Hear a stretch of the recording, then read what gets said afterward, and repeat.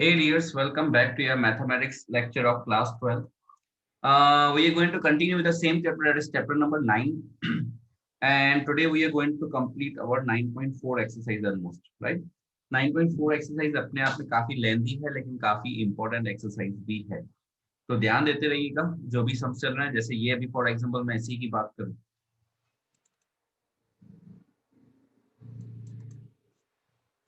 And just if I'm taking the example of chapter this thing example number 18 also, तो ये one of the most important questions होता है board exams में, right? तो 9.4 में से काफी इंपॉर्टेंट क्वेश्चंस होते हैं जो बोर्ड पॉइंट ऑफ व्यू के हिसाब से पूछे माना देखे जाते हैं।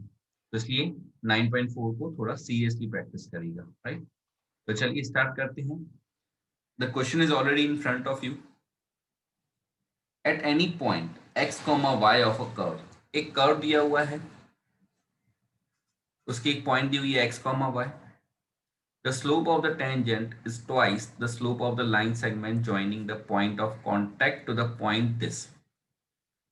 Slope of the tangent. You know slope of the tangent क्या होता है? That is dy by dx, right? अब dy by dx is twice. Twice का मतलब double, मतलब multiply by 2. The slope of the line segment joining the point of contact. Point of contact कौन सा हुआ बेटा? Which is the point of contact in this case? Yeah, definitely ये वाला point of contact हुआ. This is your point of contact, right? अब इस point of contact को कौन सी पॉइंट के साथ ज्वाइन करना है? तो -4,3 -4,-3 के साथ। तो find the equation of the curve given that it passes through -2, -1। तो इस कर्व की इक्वेशन ढूंढनी है अगर ये कर्व इस पर्टिकुलर पॉइंट से पास होता है तो, राइट? तो चलिए इसके सॉल्यूशन पे जाते हैं। सबसे पहली चीज स्लोप। पहली बात तो देखो, स्लोप को हम लोग स्लोप ऑफ द टेंजेंट की बात करूं, स्लोप ऑफ द टेंजेंट को हम लोग कैसे डिनोट करते हैं? dy बाय डी एक्स से, पहली चीज, ठीक है? dy बाय डी एक्स से इसको डिनोट करते हैं, सबसे पहली चीज। नाउ अब अगर मैं जनरली, अब मुझे क्या बोला गया है? This slope of the tangent is twice the slope of the line segment joining the point of contact to the point this. मुझे एक चीज बताओ, slope of the line segment या slope of the line joining two points, मान लो दो points हैं x1 y1 and दूसरी पॉइंट है x2 y2। The slope of the line joining two points x1 y1 and x2 y2 is, क्या होता है ऐसी लाइन सेगमेंट का स्लोप जो इन दो पॉइंट्स को ज्वाइन करता हो, उसका स्लोप क्या आएगा? That will be but obvious y2 minus y1 upon x2 minus x1। आपको याद होगा हम लोगों ने स्लोप के तीन फॉर्मूलाज डिस्कस किए थे क्लास 11th में। एक स्लोप का फॉर्मूला था ये y2 minus y1 upon x2 minus x1। दूसरा स्लोप का फॉर्मूला था m equals to tan theta, अगर थीटा दिया गया है तो। एंड थर्ड फॉर्मूला था माइनस का a बाय बी, अगर आपको linear equation in two variables दी गई हो तो। तो तीन टाइप के फॉर्मूलाज थे आपके स्लोप के लिए। हमको बोला गया इस क्वेश्चन के हिसाब से द स्लोप हमको क्या ढूंढना है? Line joining two points. तो उसके लिए स्लोप का फॉर्मूला होगा y2 minus y1 upon x2 minus x1। Therefore, slope of the line segment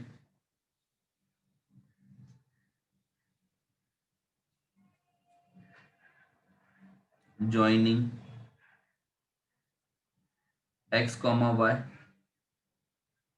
and -4, -3 is. अब देखो हमारे पास यहाँ पे दो पॉइंट्स थी, एक तो पॉइंट ऑफ कांटेक्ट और उसको वो किसके साथ ज्वाइन कर रही है? Joining the point of contact to the point -4, -3।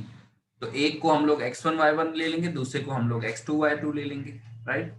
तो अकॉर्डिंगली इसका स्लोप जो बनेगा, y2 की जगह पे मान लो मैंने y ले लिया, तो y minus of -3 upon x minus of -4, that is y +3 upon x +4। ये स्लोप निकला y+3/x+4। ठीक है, अब स्लोप तो निकल गया, चलो अच्छी बात है।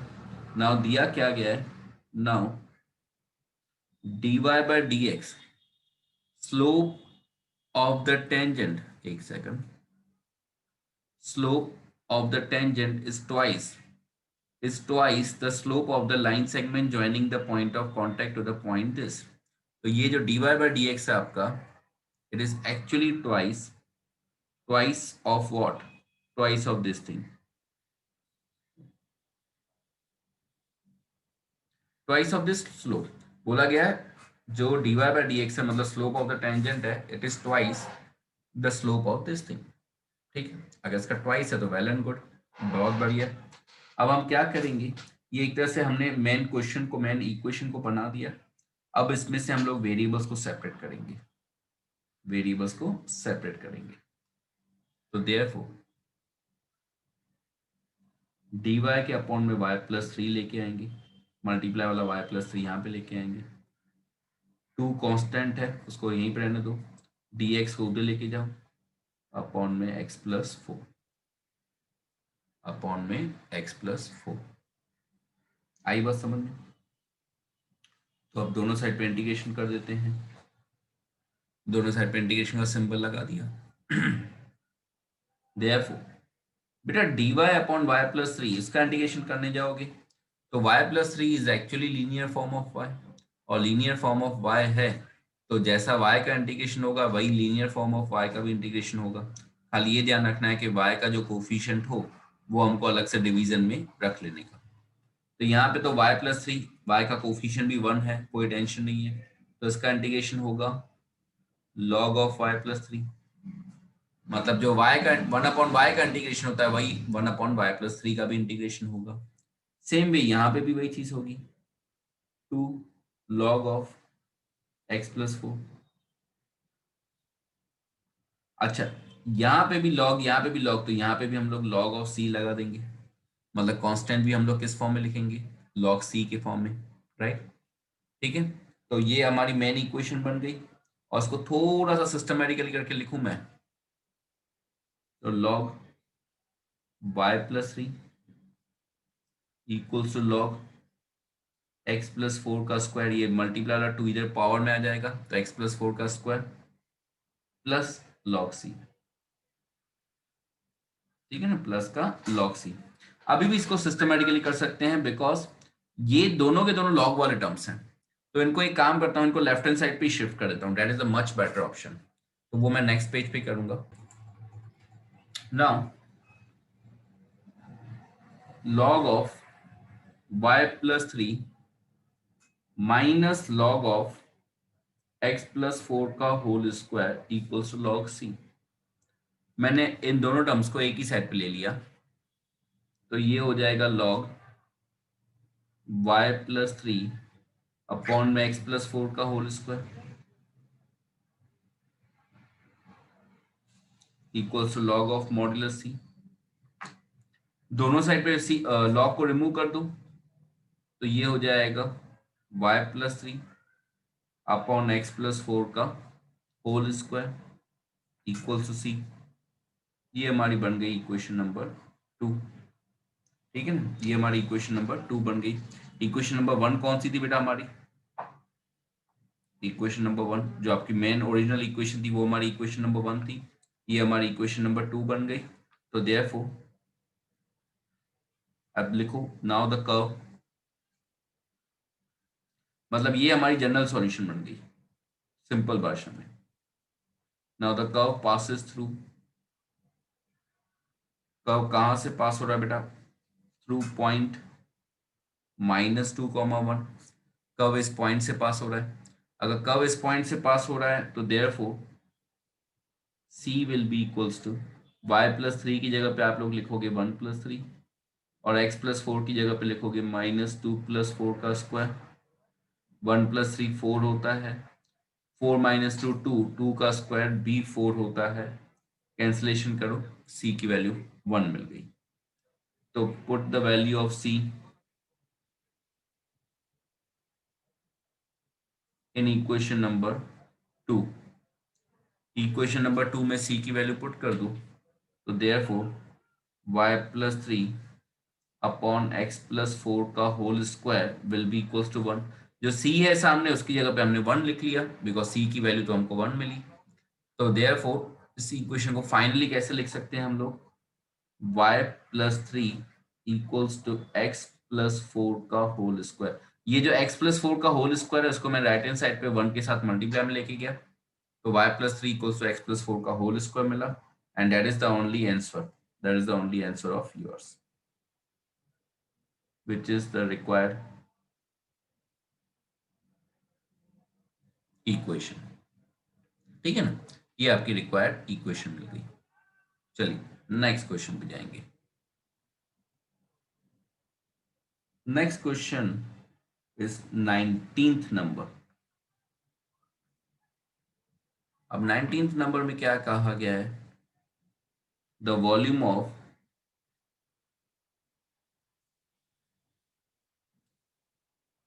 spherical balloon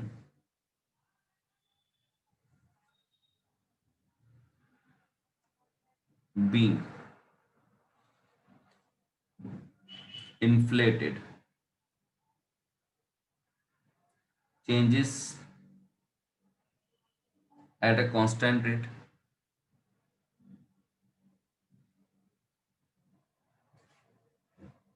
if initially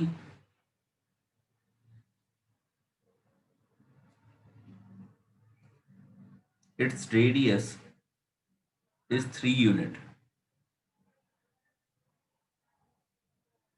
and after 3 seconds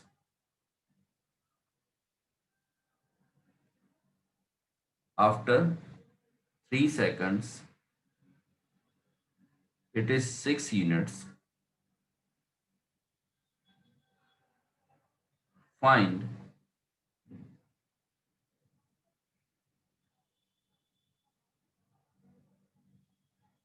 the radius of balloon after t seconds।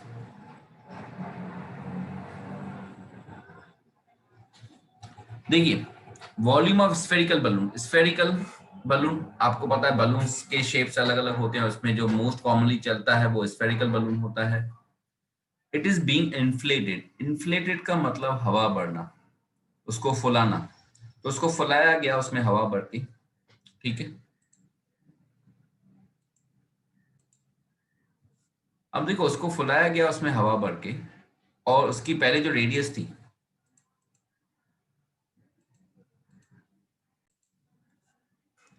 तो रेडियस जो पहले इनिशियली इसकी रेडियस थी वो 3 यूनिट थी and after 3 seconds it is 6 units. अब बट ऑब्वियस यार उसको उसको अगर फुलाते हैं, बलून को हम फुलाते हैं तो वो चौड़ा होते जाएगा, चौड़ा मतलब काफी इसकी साइज बड़ी होती जाएगी और साइज पे इफेक्ट हुआ मतलब रेडियस पे तो होगा ही होगा। अगर साइज पे इफेक्ट हुआ मतलब रेडियस पे तो होगा ही होगा। तो जो पहले रेडियस उसकी 3 यूनिट थी, कितनी थी, सिर्फ 3 यूनिट, अब कितनी होगी 3 सेकंड्स के बाद, मतलब 3 सेकंड में हमने इसको काफी कुछ फुला दिया, अच्छा खासा बलून को फुला दिया, तो वो अभी उसकी रेडियस कितनी हो गई 6 units. Then find the radius of the balloon after T seconds. तो अगर 3 सेकंड्स के डिफरेंस में वो 3 में से 6 यूनिट्स तक उसकी रेडियस बढ़ गई तो सॉरी, तो टी सेकंड्स के गैप के बाद उसकी रेडियस में कितने चेंजेस होंगे वो हमको पूछा गया, राइट थिंग। अब सुनो,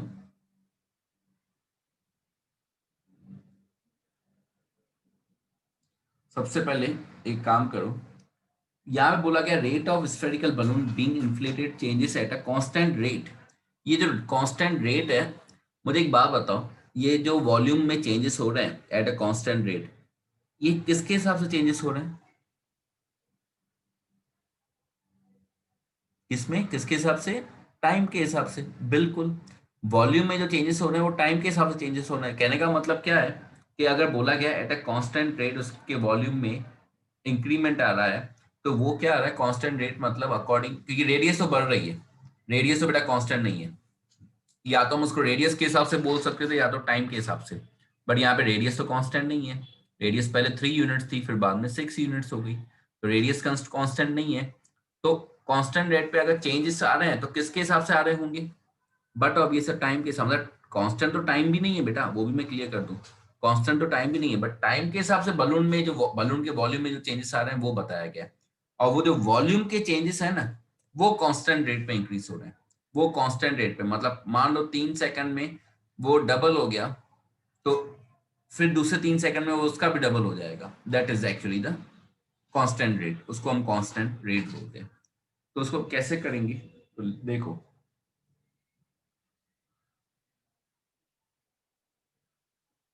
here dv by dt equals to k, where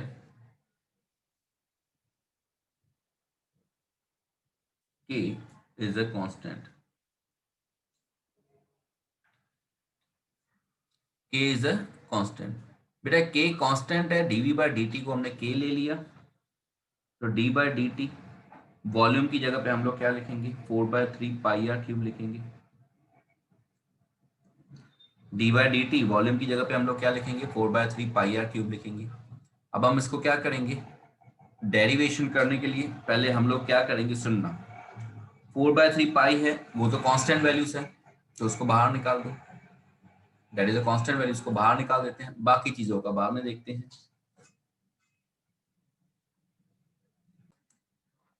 तो देयरफॉर यहाँ पे हो जाएगा डी बाई डी टी। अच्छा 4/3 तो कांस्टेंट था, तो उसको तो हम बाहर निकाल ही देंगे। तो 4/3 पाई, उसको कांस्टेंट को बाहर निकाल दिया। फिर डी बाई डी टी किसका बचा, आर क्यूब का, और सामने के है, उसको तो फिलहाल एज इट इज लिखना है हमको। तो देयरफॉर 4/3 पाई, बेटा आर क्यूब का डेरिवेटिव होगा 3r²। पहले पावर का डेरिवेटिव करेंगे, फिर इनटू चेन रूल के हिसाब से खुद आर का डेरिवेटिव होगा with respect to time of course, D R by D T. Because time के हिसाब से वॉल्यूम चेंज हो रहा है, तो टाइम के हिसाब से रेडियस भी चेंज हो ही रहा है। तो हम लोग यहाँ पे क्या लिख रहे हैं, D R by D T equals to what, K. इसमें 3 और 3 तो कैंसिल ही हो गया। तो अब हम क्या करेंगे, देयरफॉर इंटीग्रेशन लगा देंगे। इंटीग्रेशन 4, 4 पाई तो कांस्टेंट है, बाहर रखो। यहाँ पे r², डी आर। अब r² के साथ डी आर रखा, तो डी टी किसके साथ रखेंगे, ऑफ कोर्स के साथ। मतलब मैंने यहाँ पे भी हमको जो D R by D T मिला, उस केस में भी हमने क्या किया, वेरिएबल्स को सेपरेट कर दिया। के तो एक कांस्टेंट वैल्यू था, तो उसका तो कोई इश्यू ही नहीं है हमको। के एक कांस्टेंट वैल्यू, उसको हमने साइड ही रखा। पर D R by D T को डिस्ट्रीब्यूट करने के लिए डी आर को लेफ्ट हैंड साइड पर रहने दिया r² के साथ, और डी टी को मैंने शिफ्ट कर दिया राइट हैंड साइड पे, मतलब के integration D T.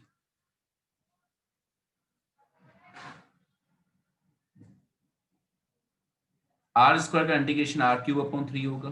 4 pi is 4 pi only. के इंटीग्रेशन डी टी को हम लोग लिखेंगे के into T, and of course plus का सी। ठीक है, इसको थोड़ा सिंप्लीफाई करके लिखना है, तो 3 को खाली राइट हैंड साइड पे शिफ्ट कर दो। तो 4 पाई r³ बिकॉज ये अपॉन में 3 नहीं अच्छा लग रहा है, उसको राइट हैंड साइड पे शिफ्ट कर दूं, तो 3 इंटू के टी प्लस सी। ठीक है, equation number 1 general solution. Now आपको क्वेश्चन में बोला गया है कि इनिशियली रेडियस कितनी है बेटा इसकी, बलून की। इनिशियली रेडियस बलून की है 3 यूनिट्स, मतलब at T equals to 0, at T equals to 0 R equals to 3, at T equals to 0। Initially का मतलब जब टाइम पीरियड हमने 0 लिया हुआ है। इनिशियली का मतलब टाइम पीरियड जब 0 हो, क्योंकि स्टार्टिंग टाइम है ना, तो इसलिए इनिशियल वाला ही फंडा होगा इसके ऊपर।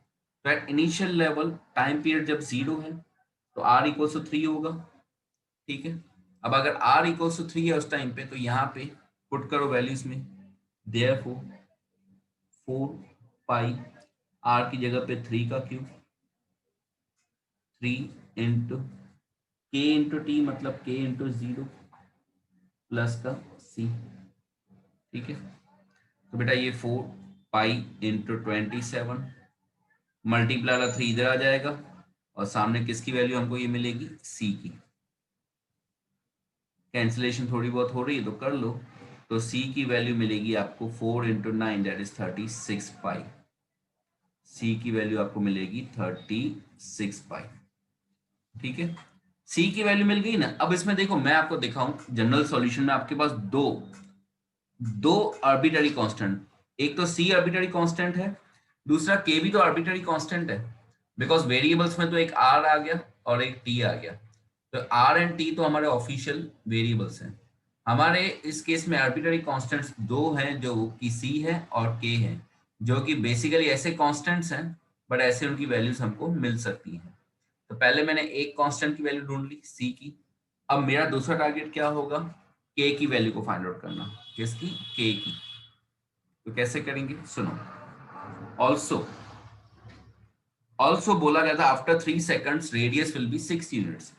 तो also when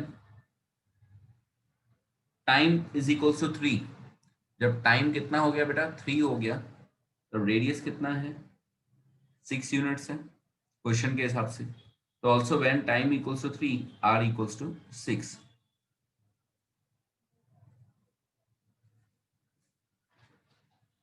equation 1, 4 pi, R की जगह पे बेटा 6 का क्यूब, 3 के इंटू टी, के क्या है नहीं पता, टी कितना है बेटा 3, प्लस सी, सी कितना है 36 पाई।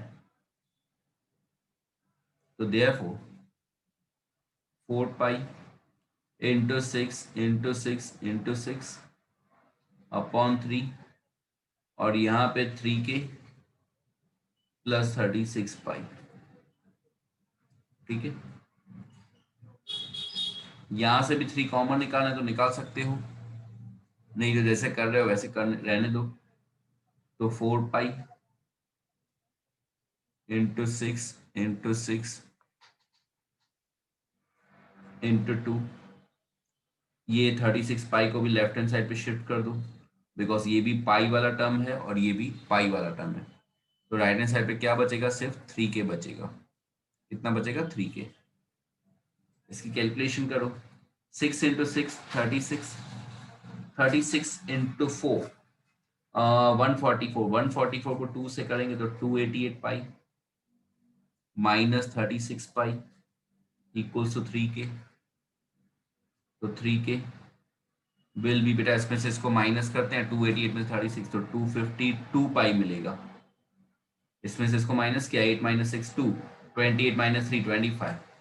तो इसका मतलब के की वैल्यू मिल जाएगी 252 pi upon 3, that is equals to, cancellation करो तो इक्वल्स टू 84 पाई। ठीक है, इतना क्लियर। अब उसके बाद नेक्स्ट पेज पे कर रहा हूं बाकी वाला पार्ट। सो अब के की वैल्यू भी मुझे मिल गई, सी की वैल्यू भी मिल गई, उन दोनों वैल्यूज को लिख लूंगा, put the values of K and C in equation number 1, मतलब जनरल सॉल्यूशन वाले में।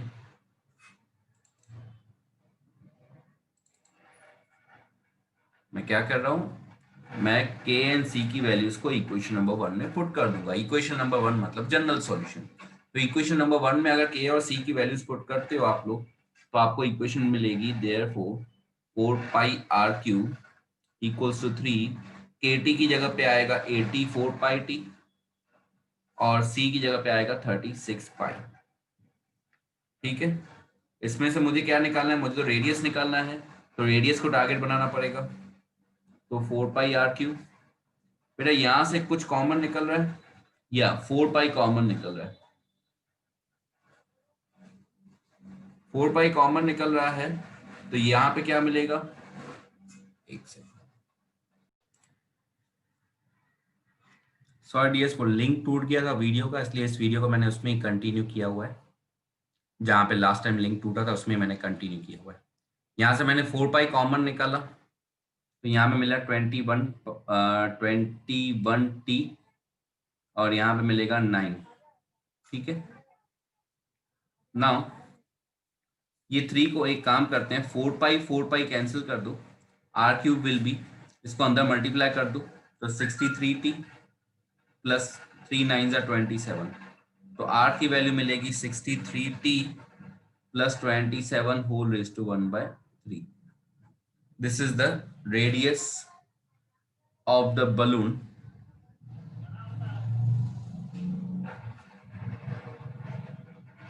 at time t. At time t. So next question 20.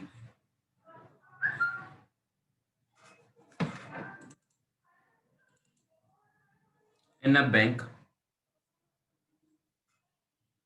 principal increases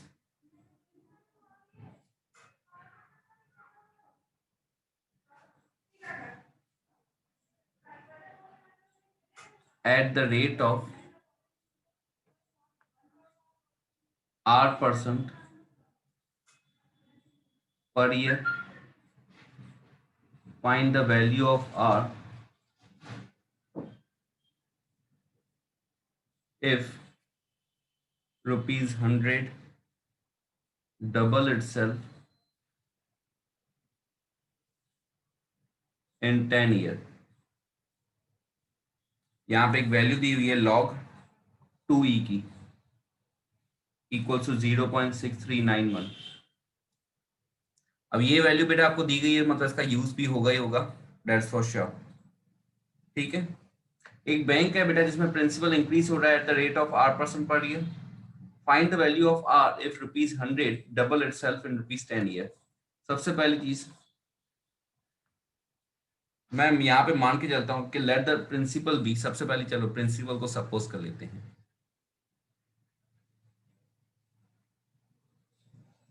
late the principal be rupees P. ठीक है, time be T and rate of interest be R, ये मैंने suppose कर लिया। Now dp by dt equals to R% of p होगा। Logic समझो यार, change in principal with respect to time, change in principal with respect to time is actually R% of p, is actually R% of p। हम लोग जो principal को time के साथ question में देखो, in a bank principal increases at the rate of R% per year. At the rate of, पहले बात तो प्रिंसिपल में चेंजेस हो रहे हैं विथ रिस्पेक्ट टू टाइम, तो dp बाय dt लिखा। At the rate of R% per year. अभी R% किसका है, R% किसके हिसाब से उसमें चेंजेस आएंगे, तो R% चेंजेस आएंगे p के हिसाब से। वो R% चेंजेस किसके हिसाब से आएंगे, p के हिसाब से, ये हमको कहा गया। ठीक है, देयरफॉर हम इसको कैसे लिखेंगे, dp by dt equals to R% की जगह पे R/100 इंटू p।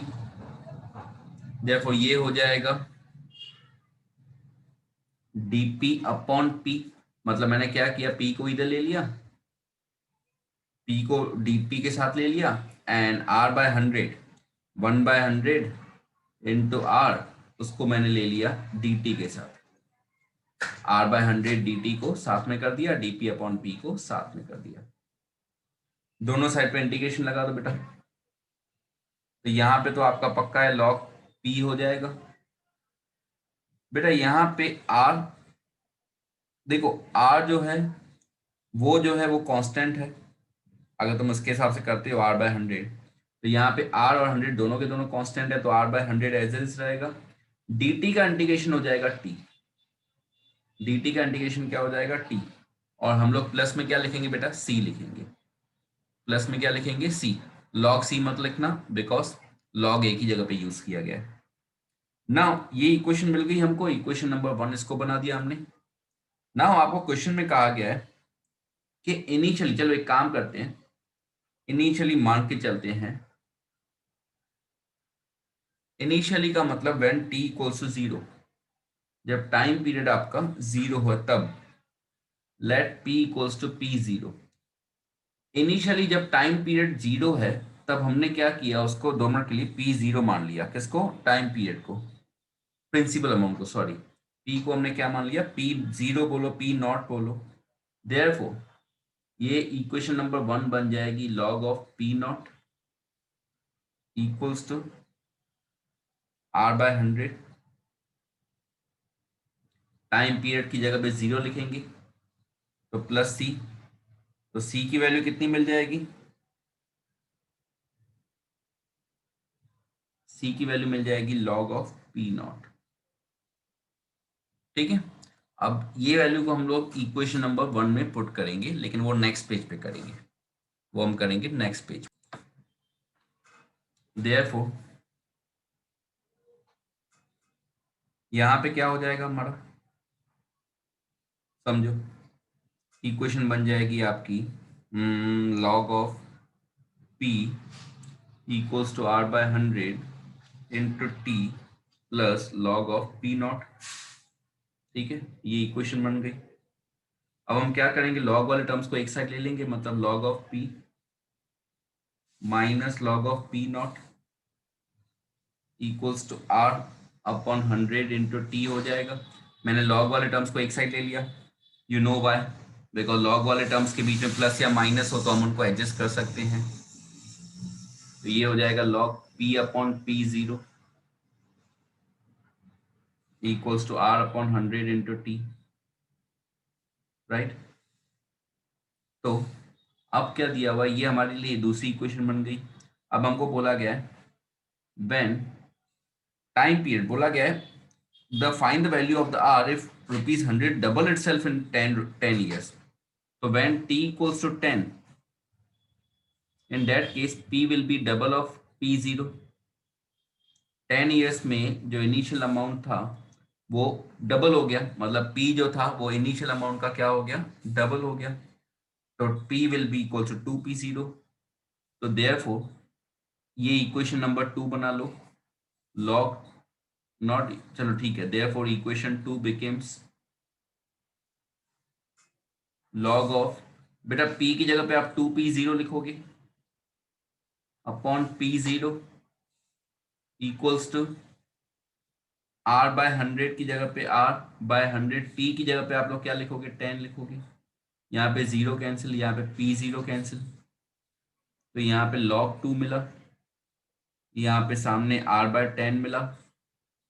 r मतलब रेट ऑफ इंटरेस्ट जो हमको ढूंढना है, तो बेटा ये अपॉन वाला 10 इधर लेके आओ तो 10 log 2 हो जाएगा। तो r विल बी 10 log 2 की वैल्यू दी हुई है क्वेश्चन में, मैंने कहा था ना इसकी वैल्यू दी गई है, मतलब उसका यूज आपको करना पड़ेगा।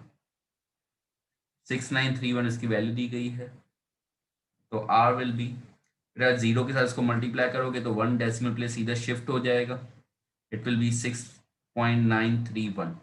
r की वैल्यू मिलेगी 6.931, या तो आप लोग इसको ऐसे लिख सकते हो, r will be equals to, सिर्फ 2 डेसिमल प्लेस तक हमको रेट ऑफ इंटरेस्ट को सिर्फ 2 डेसिमल प्लेस तक लिखना होता है, 3 तक नहीं। तो थर्ड डेसिमल प्लेस यहाँ पे 5 से उसकी वैल्यू छोटी है, तो हम लिखेंगे 6.93%।